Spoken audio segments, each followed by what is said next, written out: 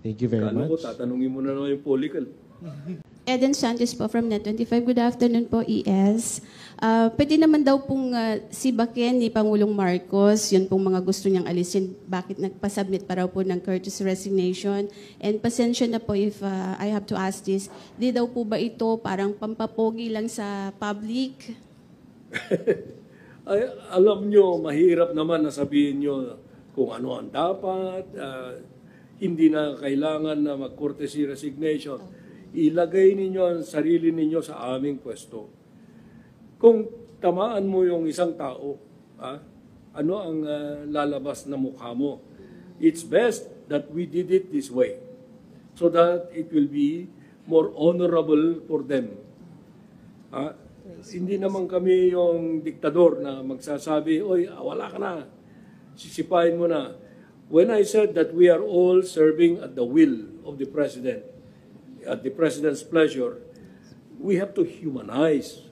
So, demanding a courtesy resignation is the best way of doing it because all that you can do is just to accept. And that's the end of the debate.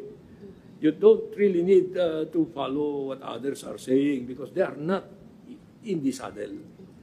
They may have different views of it when their time comes, if ever that time will come. Pero the best advice is our own counsel, our own conscience.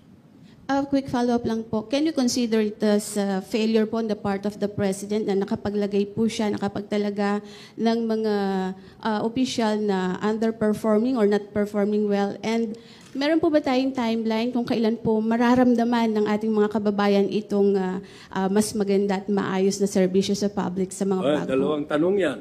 Yung unang tanong mo, ikaw ba pag meron kang niligawan, alam mo ba na may...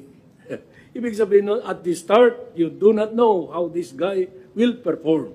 So that's more or less a very...